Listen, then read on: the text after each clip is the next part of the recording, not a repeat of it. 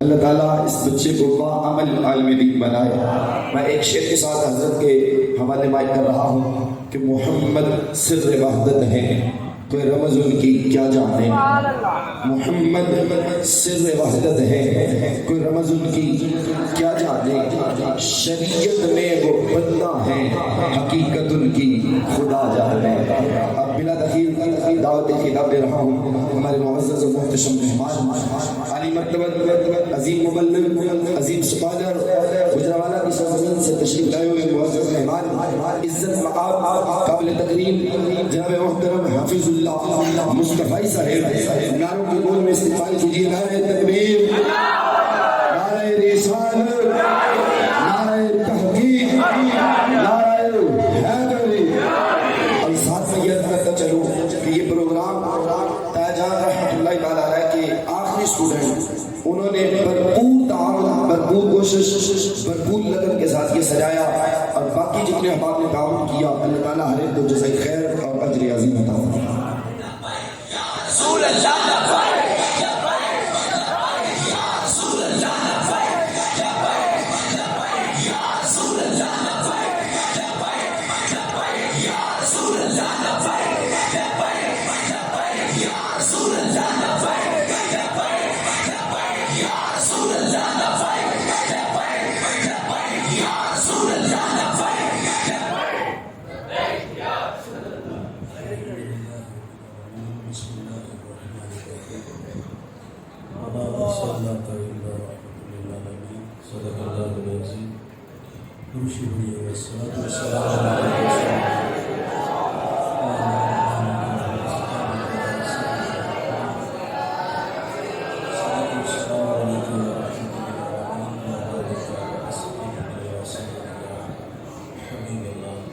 دوسرا کی بات عزت و تقریب کے لائق اسٹیج کی زینت تشریف فرما، قابل عزت احترام، اور میرے لیے بالخصوص یہ بڑے اعزاز اور شرف کی بات کہ قبلہ تشریف فرما ہے اور مجھے ان کی موجودگی میں نقل کشائی کا موقع ملا، اور یہ اعزاز ہمیشہ میرے ساتھ رہے گا۔ مقتدر علماء، معزز محتشم حاضرین، السلام علیکم ورحمۃ اللہ۔ چند باتیں آپ کے گوش گزار کر کے گفتگو سمیٹ لوں گا، دعا ہے اللہ بیان کرنے کی توفیق عطا فرمائے۔ قابل عمل باتوں پر ہم سب کو عمل کر کے زندگی کی راہوں کو درست کرنے کی توفیق عطا فرمائے۔ حضرت کے مشورے سے جو مضمون میرے ذمہ لگا اس کے ذمہ ذائل میں کچھ باتیں ہیں، دعا ہے اللہ ہم سب کو سن سنا کر عمل کی توفیق عطا فرمائے۔ اللہ صاحب مزار کے درجات بلند فرمائے، ان کے فیض و برکات عام فرمائے۔ ساگر صدیقی بارگاہ خیر الانام میں ہدیہ عقیدت پیش کرتا ہے۔ بزم کونین سجانے کے لیے آپ آئے، شمع توحید جلانے کے لیے آپ آئے، ایک پیغام جو ہر دل میں اجالا کر دے، ساری دنیا کو سنانے کے لیے آپ آئے۔ ایک مدت سے بھٹکتے ہوئے منزل کی طرف دور تک راہ دکھانے کے لیے آپ آئے، ناخدا بن کے ابلتے ہوئے طوفانوں میں کشتیاں پار لگانے کے لیے آپ آئے۔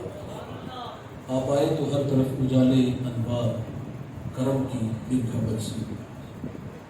ہم حضور کی آمد سے پہلے کے حالات پڑھتے ہیں۔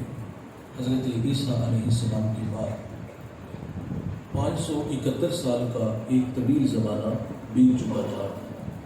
حضرت انسان اپنے خالق و مالک کو بھول چکا تھا، اخلاقی قدریں زوال پذیر تھی۔ وہ کیا سید سلیم گیلانی نے خوب کہا کہ زیست یک بستہ تھی تاریک نہا خانوں میں، ایک کرن پھوٹی اجالا ہوا ایوانوں میں، زہر آلود فضائیں تھی نمو سے علی، آپ آئے تو بہار آ گئی ویرانوں میں۔ کس نے اللہ سے ٹوٹا ہوا رشتہ جوڑا، ان سا محسن نہ فرشتوں میں نہ انسانوں میں۔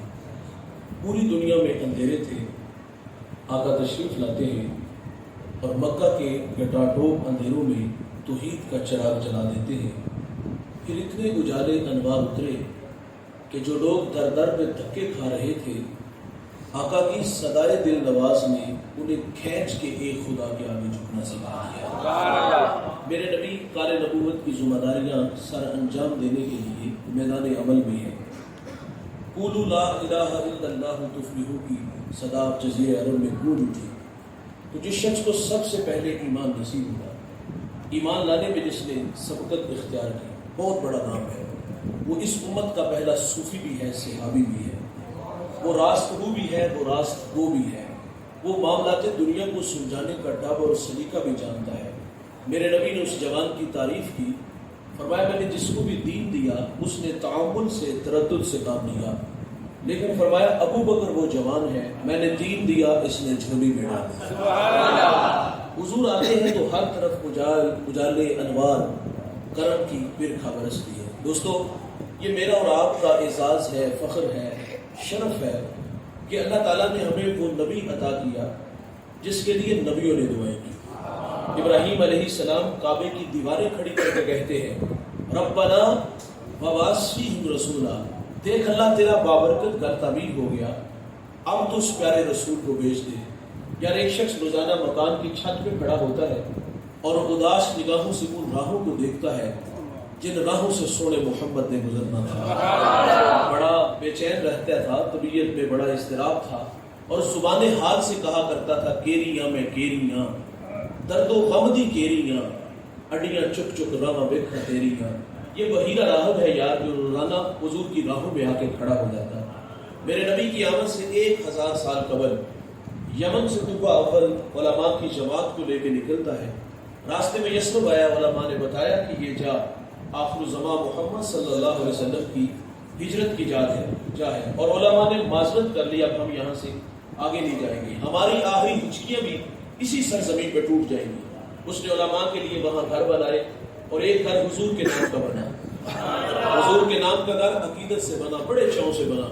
اس جماعت کے بڑے عالم شاہون تھے، وہ گھر ان کے سپرد کیا، اور پھر طوبہ نے حضور کے نام ایک خط لکھا۔ خط کی تحریر بڑی میٹھی ہے۔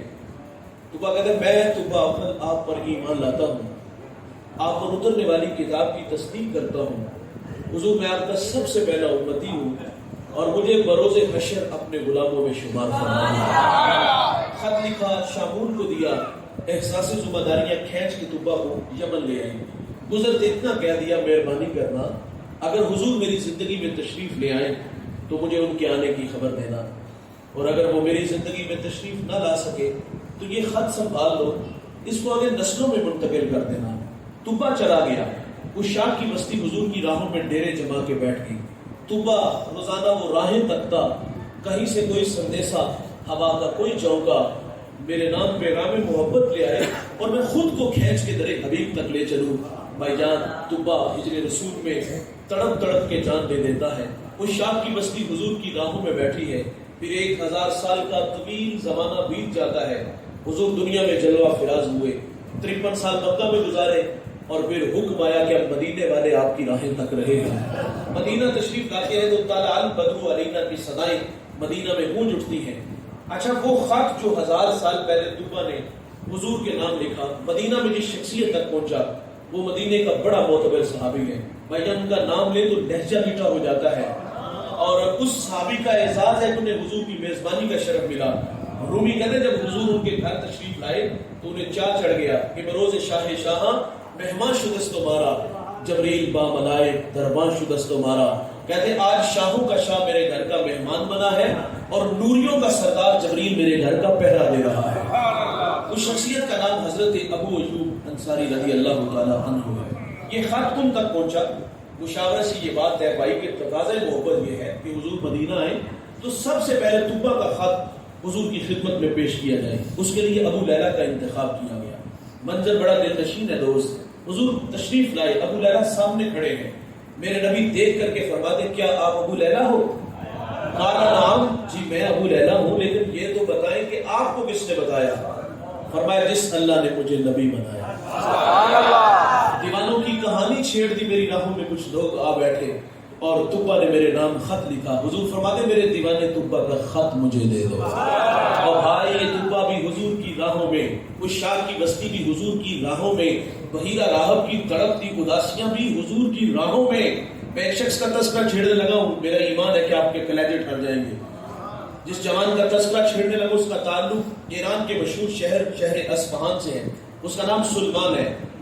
سنتے جائیے گا، یہ سلمان کون ہے؟ جس کو آج زمانہ سلمان فارسی کے نام سے جانتا ہے۔ سلمان کہتے ہیں میرا والد اس شہر کا سردار تھا، اس شہر کی سرداری ہمارے خاندان میں پاس تھی۔ میرا والد مجوسی تھا، اس نے مجھے مذہب کی تعلیم گھر سے دلائی۔ کہتے ہیں پھر کھیتی باڑی کے لیے اس نے مجھے باہر نکالا، سرے رات عیسائیوں کا گرجا گھر آیا۔ فرماتے میرا جی چاہا کہ میں ان لوگوں کی مذہبی زندگی دیکھوں، یہ لوگ کیسے ہیں۔ فرماتے کافی دیر وہاں بیٹھا رہا، رات مرضی سے گھر آیا تو والد بڑے غصے میں تھا۔ کہا سلمان کہاں تھے اس وقت تک؟ فرماتے میں نے سچ سچ بتا دیا کہ میں گرجے میں تھا اور مجھے ان لوگوں نے متاثر بھی کیا ہے، اب اس مذہب کی محبت دل میں رکھتا ہوں۔ جب یہ بات کی تو سلمان کہتے میرا والد ڈر گیا، جھٹکا لگا کہ کہیں یہ مجوسیت کو چھوڑ کر عیسائیت کو نہ قبول کر لیں۔ مجھے میرے والد نے لوہے کی زنجیروں سے جکڑ دیا، پھر رد عمل کے طور پر ضد پیدا ہوئی۔ فرماتے فیصلہ کر لیا کہ اب یہاں نہیں رہنا۔ فرماتے مجھے سبیل ملی اور میں ملک شام آیا اور وہاں آ کر کے ایک عالم سے ملاقات کی، اپنے حالات سے آگاہ کیا کہ اس مذہب کی محبت یہاں کھینچ لائی ہے، شہر کی سرداری کو ٹھوکر مار کے آیا ہوں، تشنا ہوں، میری پیاس بجھاؤ۔ سلمان کہتے ہیں تا دم آخر جب تک وہ زندہ رہا میں نے بڑی خدمت کی، اور اللہ کی عادت ہے دوست جو خدمت گزار ہوتے اللہ انہیں صلہ ضرور عطا فرماتا ہے۔ کہتے جب وہ مرنے لگا تو سنا پر سوال بن کے سامنے کھڑا ہو گیا، اب جاؤں تو کہاں جاؤں؟ اس نے کہا تو نصیبین چلا جا، وہاں ایک عالم ہے وہ تیری تشفی کرے گا۔ فرماتے میں نے اس کی بھی بڑی خدمت کی۔ جب وہ مرنے لگا تو میں نے کہا کس چوکھٹ کا بھکاری بنائے گا؟ اس نے مجھے ایک اور جگہ بھیج دیا۔ فرماتے میں نے اس کی بھی بڑی خدمت کی۔ اچھا جب وہ مرنے لگا تو میں نے کہا اب جاؤں تو کہاں جاؤں؟ اس نے کہا سلمان باخدا اب میری نظر میں کوئی ایسا شخص نہیں کہ جس کی خدمت میں تمہیں بھیجوں۔ جب یہ بات کی تو دل کی نئیاں ڈوبنے لگی، اندھیرے چھانے لگے، ایسا لگا کہ سامنے دیوار آ گئی۔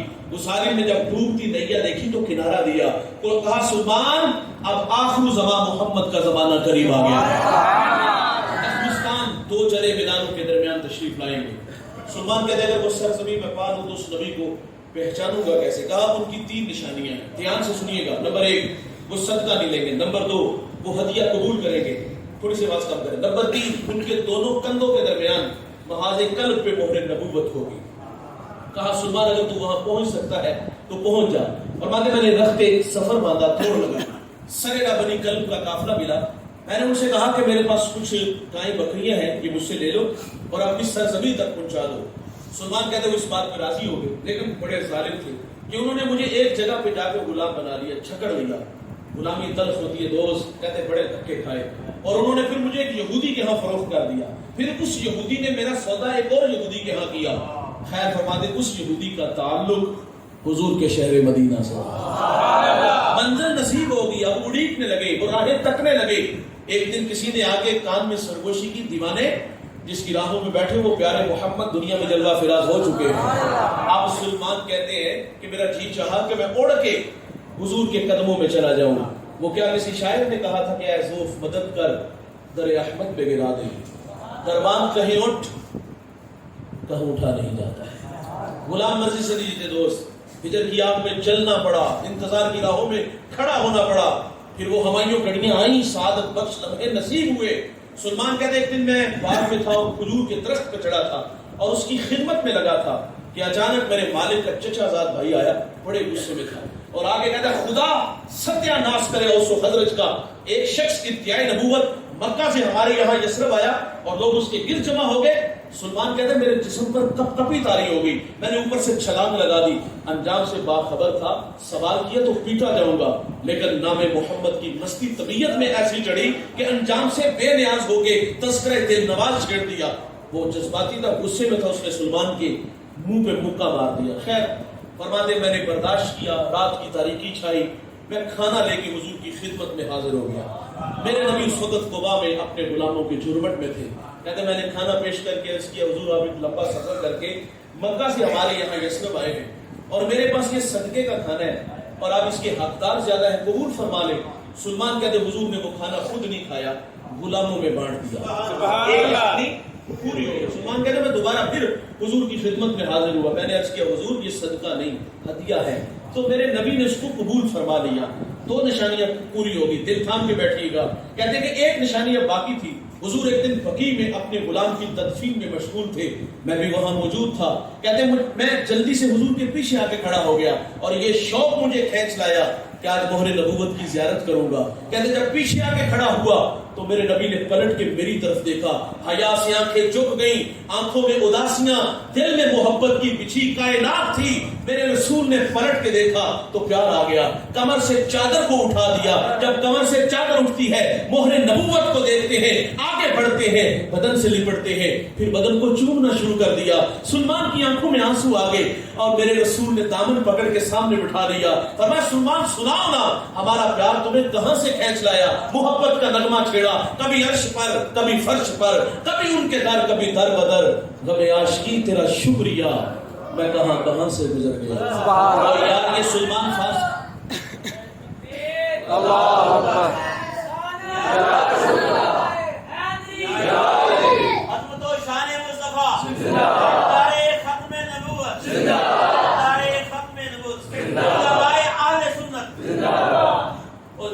یہ سلمان فارسی بھی حضور کی راہوں میں ہے، طوبہ اول بھی حضور کی راہوں میں ہے، اس شاہ کی بستی بھی حضور کی راہوں میں ہے، بحیرہ راحت بھی حضور کی راہوں میں ہے. اللہ کی خلیل اللہ کا گھر بنا کے کہتے ہیں ربنا فبعث فیہم رسولا.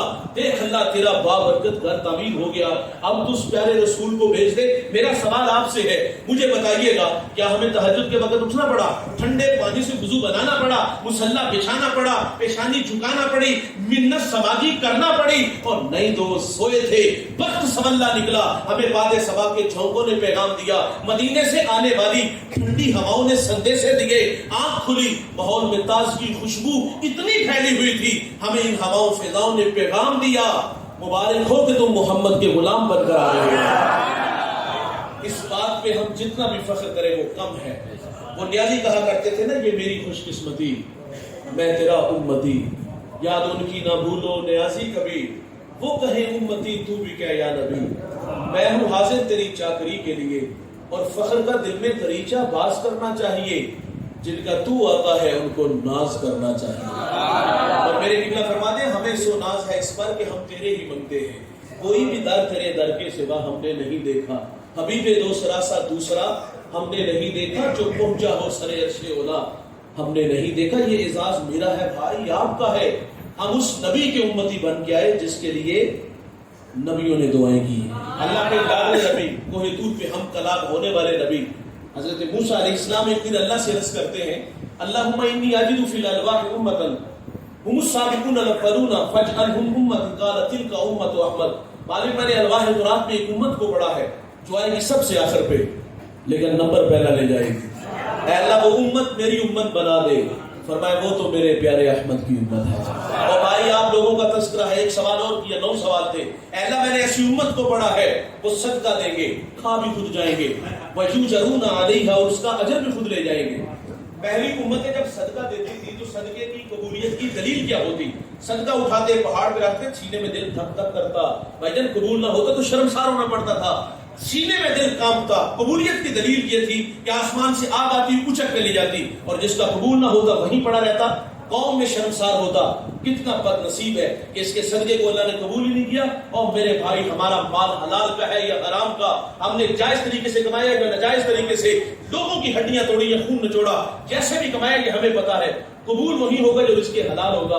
حرام کا کروڑوں بھی دیں گے تو قبول نہیں. پہلی مہربانی یہ ہوئی کہ اللہ نے ہمارے ایبوں پہ پردہ ڈالا اور ہمیں رسوائی سے بچا لیا. وہ رسوا ہوتے تھے، اچھا اگر ان کا قبول ہوتا تھا تو وہ کھا نہیں سکتے تھے، آگ لے جاتی. اور ادھر کہانی کیا، صدقہ دیا، خود کھایا، اجر بھی خود لے گئے. اللہ وہ امت میری امت بنا دے. فرمایا وہ میرے پیارے احمد کی امت ہے. ایک اور سوال کیا، یاکلون الفیع، اے اللہ میں نے اس امت کو پڑھا ہے جو مال فیع کھائیں گے. ایک ہوتا ہے مال غنیمت اور ایک ہوتا ہے مال فیع. مال غنیمت جنگ کے بعد جو دشمن سے مال حاصل ہوتا ہے، مجاہدین کا حق ہوتا ہے، ان میں بانٹ دیا جاتا ہے. مال فیع اس مال کو کہتے ہیں جس میں جنگ کی نوبت نہ آئے، دشمن مارے خوف کے پیسے ہی تم دبا کے بھاگ جائے، بغیر مشقت جو مال حاصل ہوتا ہے وہ مال فیع ہوتا ہے. اے اللہ وہ امت میری امت بنا دے. فرمایا وہ میرے پیارے احمد کی امت ہے. ایک اور سوال کہ اللہ ایسی امت کو پڑھا ہے وہ نیکی کا ارادہ کریں گے. بھائی جان نیکی کی نہیں، صرف نیکی کا ارادہ. اور ارادہ کیا کیا؟ میں दुखियों के काम आऊंगा, मैं बेवाओं के काम आऊंगा, मैं कांटो भरी बस्ती में सुन्नत के फूल उगाऊंगा, मैं जीऊंगा अल्लाह के लिए, मरूंगा उसके दीन के लिए, मेरी धड़कनें, मेरी सांसें कुरान की नौकरी में गुजरेगी। ये नेकी का इरादा है। यहाँ बैठ के जज्बे पैदा हुए। मैं जवानों को चौक चौबारों से खींच के मस्जिद में लाऊंगा, इनकी आंखों पर हया के पहरे बैठाऊंगा, इनके कानों में कुरान के नगमे लाऊंगा, इनके लबों पर सोने मोहम्मद के तराने लाऊंगा। यहाँ बैठ के जज्बे पैदा हुए।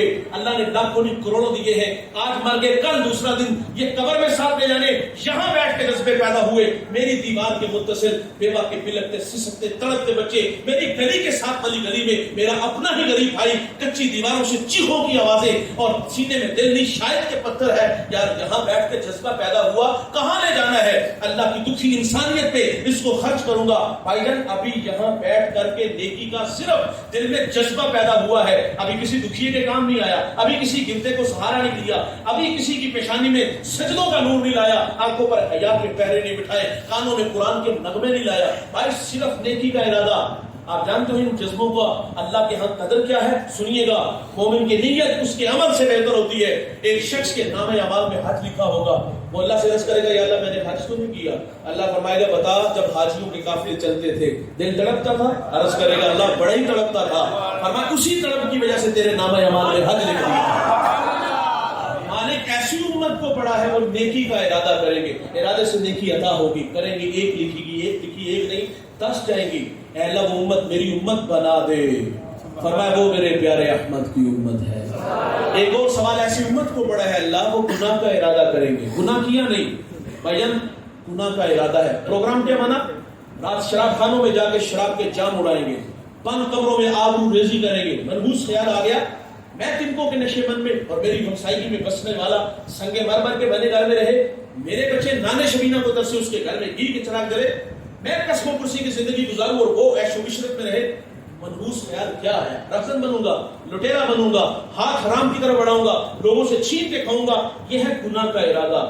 भाईजान अभी किसी की इज्जत पे हाथ नहीं डाला, अभी हाथ हराम की तरफ नहीं बढ़ाया, अभी किसी की पगड़ी किसी का जुबा नहीं फाड़ा, बस गुनाह का इरादा है। तो क्या यहाँ फरिश्ते को हुक्म है कि मेरे बंदे के दिमाग की स्क्रीन पर इस वक्त जो गंदे ख्याल आ रहे हैं मुझे पसंद नहीं और इसके खाते में गुनाह डाल दो? और वहां नेकी का जज्बा था तो अता की गई, यहाँ गुनाह का इरादा, तो क्या गुनाह लिखा जाएगा? नहीं भाई, रोक लिया गया। हो सकता है ये जो कदम सैल में घर की तरफ उठ रहे हैं अल्लाह के घर में आ जाए, और ये जो हाथ हराम की तरफ बढ़ा रहा है अल्लाह के थोड़े पर ही राजी हो जाए। जवानों, गुनाह के इरादे से गुनाह नहीं लिखा जाएगा, फितरत में भूल जाना है। अगर गुनाह सरजद हो जाएगा तो लिखा भी एक जाएगा, और अगर कोई नदामत के अथरू उसकी चौखट पे लेके आ जाए, किए हुए गुनाहों पर शर्मसार हो जाए, हिजरत करके पलट आए, ये वादा है जवानों अल्लाह का, मैं उसके गुनाह को लोहे महफूज से मिटा दूंगा। हम तो माइल बकरम है, कोई साइल ही नहीं, राह दिखलाए किसे, कोई राहनमे मंजिल ही नहीं। जो गुनाह छोड़ते हैं आदतें भारी ताला है, वो गुनाहों पर करम का कलम फेर देता है। यार एक शख्स ने 20 साल अल्लाह की इबादत की और फिर 20 साल उसकी दहलीज से दूर चला गया, 40 साल उम्र हुई, आईने के सामने खड़ा हुआ सजने संवरने के लिए, अपना हुस्न देखने के लिए, लेकिन झटका लगा बड़ा जोरदार दिल पे। जब आईने के सामने आया, दाढ़ी में कुछ सफेद बाल देखे तो रोने लगा। भाईजान ये जो दाढ़ियों में सफेद बाल आते हैं मौत की निशानी है। यादाश्त जब कमजोर होना शुरू हो जाए समझ लो मौत का वक्त करीब आ गया है। उठते जनाजे, फैली हुई कब्रें और ये पीछे हुए सफे मातम हमें पैगाम मौत देते हैं। दाढ़ी में सफेद बाल देखे तो रोने लगा और रो के कहता अल्लाह अगर मैं पलट आऊं तो क्या सलूक होगा? हातिफ से आवाज आई, 20 साल इबादत की, कबूल की, फिर 20 साल दहलीज से दूर चला गया, नाराज किया, हुक्मों को तोड़ा, मीठी आवाज आई, तेरा इंतजार किया, तू आ गया है, रब रहीम भी है, करीम भी है, जा तेरे सारे गुनाह माफ फरमा दे। आज सावी ने, खुले रावी ने, और भाई जो आज माजरत करेगा तो अल्लाह माफ कर देगा। और अगर बेवहार जिंदगी गुजारेंगे भाईजान, सीधी सी बात है, बेरहमी का शिकार रहेंगे तो फिर पछतावे के अलावा कुछ नहीं मिलेगा। उस दिन तो काफिर भी कहेगा ना, या लैतानी कुन्तु तुराबा, आए कि मैं मिट्टी बन जाऊं। लेकिन जवान उस दिन याह्या अलैहिस्सलाम के हाथों मेंढे की शक्ल के अंदर मौत को मौत आ जानी है। उस दिन सिर्फ जिंदगी ही जिंदगी होगी। आज 2 आंसू उसकी चौखट पे ले आएंगे, पिछले पहर यार मुसल्ला बिछा के, पेशानी झुका के गुनाहों से माजरत चाहेंगे। वो हसी लम्हे जिनके बारे में कहा गया कि पिछली राती रहमत रब दी करे बुलंद आवाजा, है कोई बख्शिश मंगण वाला, खुला है दरवाजा, 2 अथरू बहा के तो देखो, मिन्नत करके तो देखो। दामन फैला को तो देखो वो माफ करता है। सिद्धि शक्ति एक बहुत बड़ा नाम है। आप फरमाते मैं गुजर रहा था तो मैंने सरेरा एक शराबी देखा, गंदी नाली में उसका मुंह था और जुबान से अल्लाह अल्लाह कर रहा था। मेरे नबी फरमाते शराब पीने वाला बुत पूजने वाले की तरह होता है। शराबी को जब कब्र में उतारा जाएगा तो उसका रुख कब्र के अंदर किबले से फेर दिया जाएगा। शराबी को मरते वक्त कलमा भी नसीब नहीं होगा। हजरत अली फरमाते शराब का एक कतरा दरिया में डाल दिया जाए, दरिया खुश्क हो जाए, घास उगे और वो घास मेरा घोड़ा खाए, फरमाते मैं उस पर सवारी करना भी पसंद नहीं करता। आज के जवान फखर से नहीं करते दोस्त की दावत पे और वहां ड्रमों में शराब और हमने मटके भर भर के पी। मैंने एक बुजुर्ग का कौल पढ़ा है, आप फरमाते गुनाह की सजा ये है कि बंदा गुनाह करके फिर गुनाह करता है और फितरत में भूल जाना है यार, गुनाह हो जाए तो हाथ जोड़ने चाहिए, मिन्नत करनी चाहिए। तो खैर सिद्धि शक्ति फरमाते मैं गुजर रहा था, गंदी नाली में उस जवान को देखा, दिल में रहम पैदा हुआ और बंदे खुदा नापाक मुंह से उस पाक जात का नाम लेते हुए, ये बिजली थी भाई जो दिल पे गिरी। आप फरमाते मैं उसका मुंह धो के गुजर गया। अगले दिन तहज्जुद के वक्त मस्जिद में आया तो मेरी आंखें क्या देखती हैं, जो कल शराब के नशे में गंदी नाली में पड़ा था आज वो मुझसे पहले मुसल्ले में खड़ा है। आप फरमाते मैं हैरान हूं, अल्लाह ये तो बहुत बड़ा शराबी था।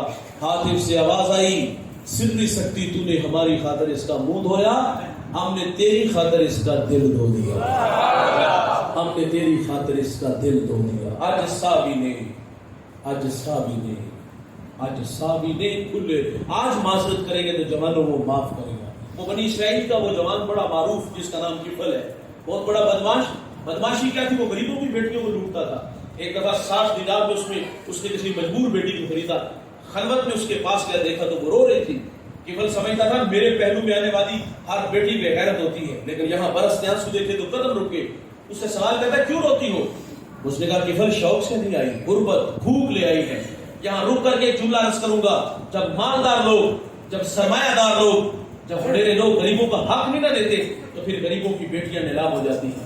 ये डायमंड मणियां, ये बाजार हुसन, ये कोठे कंजरियां उस वक्त बनती है जब हम इनका हक नहीं देते। आज बड़े फखर से नहीं लोग कहते कि बहुत बड़ा जगीरदार हूँ, बहुत बड़ा जमींदार हूँ, तिजोरियां खजानों से भरी, उनके मुंह भी खोले, पैसा पानी की तरह बहाया माशरे में। हम दरिया देने शुरू हुए, लेकिन कहाँ दौलत लुटी? कुत्तों की लड़ाई भाई, दौलत कहाँ लुटी? हिजड़ों की लुटी। और भाई जहाँ दौलत लुटाने से अल्लाह राजी होता है, गफलत की पट्टी बांध ली।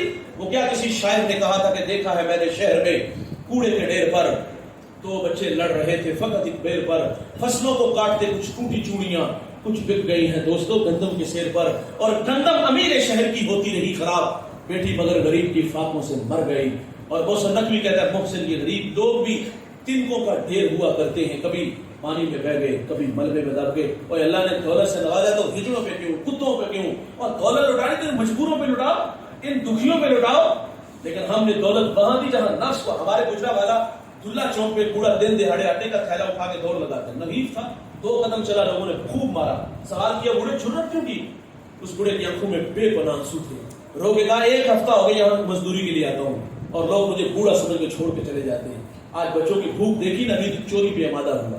वो बूढ़ा मर जाता ना गुर्बत की जिंदगी, तो मोहल्ले से बड़े सखी ने जी कफन का इंतजाम हमारी तरफ। सेठ साहब कहाँ थे आप जब वो पेवन लगे कपड़े पहन के गुजरता था? कद बड़ा था ना दौलत का, ये कोने नजर आए। आज मरने के बाद चिट्टा लिबास ले आए, जिंदगी में लिबास पहनाओ ना, फिर मोहल्ले से और भी लोग निकलते हैं। अच्छा मोहल्ले से नहीं, बरादरी से निकलते हैं, रिश्तेदारों में निकलते हैं, सारे बहन भाई जमा हो जाते हैं जी, सारे मिलकर कुल 10-40 में की रोटी बनाते हैं। अल्लाह ऐसी रोटियां हमारे मुंह पे मारेगा। और जब नवाले को तरसते थे, कहां थे ये रिश्तेदार, कहां थे ये गली मोहल्ले के लोग, कहां थे ये सेठ साहब?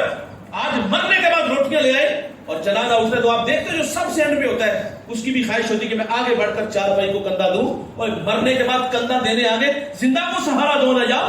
जब उसे सहारे की जरूरत थी उसे तन्हा छोड़ दिया, गुर्बत की लकीर पे खड़ा जिंदगी कहां गुजार रहा था। किफल के पहलू में तड़पती बेटी ने कहा गुर्बत भूख ले आई है तेरे तक।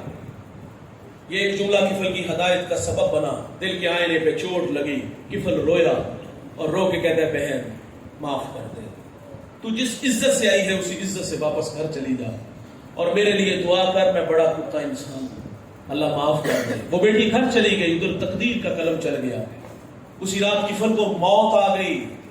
सुबह हुई तो जमाने ने किफल की दीवार पे ये लिखा हुआ पड़ा था, अल्लाह ने किफल को माफ कर दिया, अल्लाह ने किफल को माफ कर दिया। आज साबी ने खुले राबी ने ایسی امت کو موسیٰ علیہ السلام نے عرض کیا مالک پڑا ہے جو گناہ کا ارادہ کریں گے ارادے سے گناہ نہیں لکھا جائے گا, ہو جائے گا تو لکھا بھی ایک جائے گا.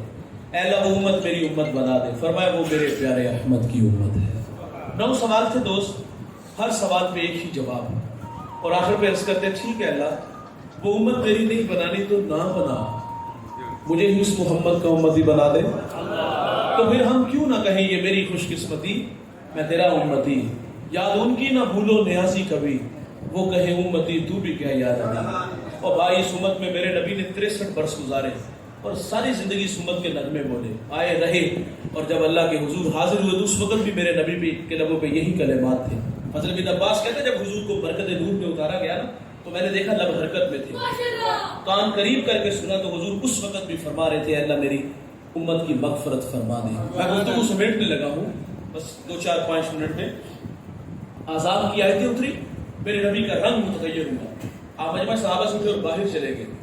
صحابہ سمجھے شاید حضور کسی حاجت کے لیے گئے ہیں, تھوڑی دیر انتظار کیا تشریف نہ لائے تو تلاش کرنا شروع کر دیا. 1 دن 2 دن حتیٰ کہ تیسرے دن کا سویرا طلوع ہو گیا. ممبر اداس, گلیاں اجڑ گئیں. بلال حبشی مدینے کی گلیوں میں چیخیں مار مار کر روتا ہے. سیدہ فاطمہ گھر میں غشی پر غشی آ رہی ہے. واسف علی واسف کہتے شرم مکان کا نہیں ہوتا مکین کا ہوتا ہے. کوئی یشرب تھا, بیماریوں کا گھر تھا, لیکن سونے محمد کے قدم لگتے ہیں اللہ مدینے کی خاک میں شفا رکھ دیتا ہے. تیسرا دن ہوا صحابہ جنگل میں چلے گئے. میں نے اس جنگل کی زیارت کی ہے, اب وہاں گھر بن گئے. وہاں ایک چرواہا ملا, اس سے کہتے یار اس نام کا کوئی شخص تو نہیں دیکھا. اس نے کہا اتنا میٹھا نام سنا ہی پہلی دفعہ ہے, اتنا ضرور جانتا ہوں. اس نے کہا وہ سامنے غار دیکھتے ہو جس کا نام جبل صلا ہے, وہاں ایک جوان ہے جو صبح بھی روتا ہے شام بھی روتا ہے, اور کہتا ہے وہ میری بکریاں دیکھو ہلکا بنائے بیٹھی ہیں, نہ کچھ کھاتی ہیں نہ کچھ پیتی ہیں, وہ روتی ہیں تو یہ بھی روتی ہیں. صحابہ نے پوچھا وہ رونے والا کیا کہتا ہے؟ اس نے کہا جب اس کے لبہائے مبارک کھلتے ہیں تو وہ رب حبلی امتی کی صدائیں دیتے ہیں. بے جان جسموں میں جان آئی. صحابہ اندر داخل ہوئے, آنکھیں کیا دیکھتی ہیں کہ میرے نبی کی پیشانی نکیلے پتھر پہ جھکی ہے, اور رو رو کے اللہ سے کہہ رہے تھے اللہ میری امت کی مغفرت فرما دے. ابو بکر آگے بڑھے, عرض کی حضور غلام آئے ہیں, 3 دن جدائیوں میں ہم نے گزار دیے, مدینہ اداس ہے, بلال مدینے کی گلیوں میں تڑپ رہا ہے. فرمایا ابو بکر مجھے امت کی محبت تڑپا رہی ہے. سیدہ فاطمہ رضی اللہ تعالیٰ عنہا کو خبر ملی, آپ مدینے کی عورتوں کو لے کے اس غار کی طرف بڑھی. صحابہ پیچھے ہٹے, آپ اندر داخل ہوئے. عرض کی ابا جان بیٹی آئی ہے, جگر کا ٹکڑا آیا ہے جس کے لیے آپ مسند بچھا دیتے تھے, فاطمہ آئی ہے. حضور بیٹی کو بھی یہی فرما دے بیٹے مجھے امت کی محبت رلا رہی ہے. دوستو جب حضور سجدے سے سر نہیں نہ اٹھاتے تو پھر سیدہ اپنے مالک سے عرض کرتی مالک میں نے سنا ہے جب فقیروں اور درویشوں کی دعائیں مستجاب نہیں ہوتی تو وہ سروں سے پگڑیاں اتار کے اللہ تجھ سے بھیک مانگتے ہیں, پھر تجھے اپنے بندوں پہ رحم آ جاتا ہے.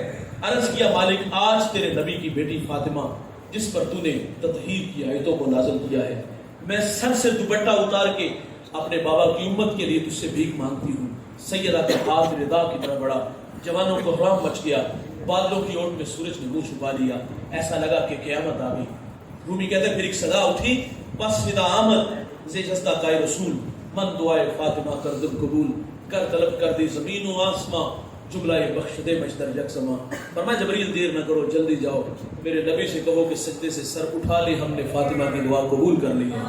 جیسے آپ کہو کہ ہم امت سے ویسے ہی معاملہ فرما دیں گے. میں عرض کروں گا آپ سے, میں بھی آپ کے ساتھ شامل ہوں, تخیلات میں ذرا غوطہ لگاؤ اور صرف 2 لمحوں کے لیے میں اور آپ خود کو کھینچ کے اس غار میں لے چلے. ایک جانب خود کو کھڑا کیجئے گا اور ایک جانب محبت کی پیچھے کائنات دیکھیے گا. محبت کہتے ہیں عمل کو آسان کرتی, محبت دعویٰ عمل دلیل, اور یہ غلام رسول میں موت بھی قبول ہے, ناراض نہ ہوئیے گا, نعرے کھوکھلے ہو گئے. حضور نے ہمیں اتنا پیار دیا یار, آئے رہے جب اللہ کے حضور حاضر ہوئے اس وقت بھی امت کے نغمے, اور غار میں جا کر کے 3 دن نکیلے پتھر پر سر رکھ کے ہمارے لیے رو رو کے دعائیں مانگی. اور آج ہماری حالت کیا ہے؟ آج میں اور آپ کہاں کھڑے ہیں؟ آج بحیثیت امت ہماری حالت کیا ہے؟ مردنی ہو گئی یار, اخلاق کھوکھلے, فساد کے کھوکھلے دانے پہ ہم کھڑے ہیں. ہم جوان ہیں, چلتے اکڑ اکڑ کے, بولتے بگڑ بگڑ کے, مستی ہی مستی, نشہ ہی نشہ, یہ تیور ہے ہمارے. اللہ کا منادی 5 وقت حی علی الصلاۃ کی صدائیں دیتا ہے, کان پہ چو تک نہیں رنگتی, واعظ نصیحت کرتا ہے, ہم غفلت کی پٹی نہیں اتارتے. ہم تو کسی کو آخرت کی بات سنائے تو لوگ کہتے ہیں مولوی اپنی تقریر اپنے پاس رکھ, شباب ہمیشہ رہے گا, عمر کے سائے نہیں ڈلیں گے, خدا کی کچہری میں پیشی نہیں ہوگی. جوانوں کبھی آسمان کی چھاتی پہ چمکتا آپ نے چاند دیکھا ہے؟ یہ ایک صورت میں نہیں ہوتا, یہ کبھی قمر کبھی بدر کبھی ہلال ہوتا ہے. ہمیں اس دنیا میں ہمیشہ نہیں رہنا, یہاں جو آیا ہے وہ جانے کے لیے, جو پیدا ہوا ہے وہ مرنے کے لیے. کل من علیہا فان, جو بھی ہے اس کو فنا ہے، بقا صرف اللہ کو ہے۔ اور جوانوں یہاں کسی نے بھی بیٹھ نہیں رہنا، ہم سب نے اپنی اپنی باری پہ شہر خاموشہ کو آباد کرنا ہے، اور یہ سانسوں کی مالا کب ٹوٹ جائے، موتی خاک میں مل جائے، کوئی خبر نہیں، تھوڑی سی زندگی ہے، جوانی ڈھل جائے گی یار، بڑھاپا آئے گا، قبر کی راہیں ہوں گی، اور اس دن سے پہلے پہلے آؤ میں اور آپ جو غلامی کے تقاضے ہمارے کندھوں پہ ہیں، ان تقاضوں کو پیش نظر رکھ کے زندگی کے شب و روز گزارے، قرآن کے داعی بنو یار، قرآن کے مبلغ بنو، لوگوں کو عمل کی دعوت دو، لوگوں کو کھینچ کے مسجد میں لاؤ، اور اپنے حصے کا کام جتنا ممکن ہو سکے، یا 33% نمبر لینے کو تو جذبے ہونے چاہیے، یاد رکھیے گا کام تھوڑا ہو مزدور زیادہ ہو، دیہڑی مالک کی مرضی سے ملتی ہے، لیکن جب کام بہت زیادہ ہو مزدور تھوڑے ہو، آپ جانتے ہو پھر مالک راضی کرتا ہے۔ آج دین کی مزدوری کرنے والے، دین کی راہوں پہ دوڑنے والے تھوڑے سے لوگ ہیں، تخت و رجال ہے، انگلیوں کے پوروں پہ گنے جاتے ہیں۔ آؤ اپنا شمار ان لوگوں میں کرو جو انگلیوں کے پوروں پہ گنے جاتے ہیں، آؤ ان راہوں پہ دوڑو، اللہ کے ہاں کتنا ملے گا، کتنا نوازا جائے گا، ہم اس کا شمار بھی نہیں کر سکتے۔ یہ میرا اور اعزاز، فخر ہے، شرف ہے بھائی جان، جس قدر اعزاز بڑے ہونا اس قدر تقاضے بھی بڑھ جاتے ہیں، ہمارے کندھوں پہ بہت سارے تقاضے ہیں یار، آؤ ان تقاضوں کو پیش نظر رکھ کے زندگی گزارے تاکہ ہم سے ہمارا اللہ اور ہمارے رسول راضی ہو جائیں۔ یہ میری خوش قسمتی، میں تیرا امتی، یاد ان کی نہ بھولو نیازی کبھی، وہ کہیں امتی تو بھی کہ یا نبی، میں ہوں حاضر تیری شاکری کے لیے، اور فخر کا دل میں دریچہ باز کرنا چاہیے، جن کا تو آقا ہے ان کو ناز کرنا چاہیے۔ میں اور آپ یہاں ناز کرنے کے لیے جمع ہوئے، اللہ تعالیٰ سے دعا ہے اللہ مجھے آپ کو حضور کی لازوال محبت سے مالا مال فرمائے، ایک ایک سنت پر پہنچ کر عمل کی توفیق عطا فرمائے۔ اللہ تعالیٰ اس جامعہ کو، اس مادر علمی کو دن دگنی رات چگنی ترقی عطا فرمائے۔ آخر پہ میں ترغیب آپ کو ایک بات عرض کروں گا، حضور نے فرمایا تھا کہ آخری دور میں دین کا کام درہم و دینار سے ہوگا، وسائل ہوں گے تو کام ہوں گے۔ یہ آپ کے گاؤں کے لیے ایک بہت بڑی مادر علمی ہے، یہاں جو ہے وہ تلامذہ آ کر کے علم حاصل کرتے ہیں، تو یہ آپ لوگوں کے تعاون سے ہی ہے ممکن۔ تو میں عرض کروں گا کہ حضرت کے دست و بازو بنے، اپنی کمائی میں سے کچھ اس جامعہ کے لیے مختص ضرور کیجیے گا، اللہ تعالیٰ اس کا اجر آپ کو دنیا آخرت میں عطا فرمائے۔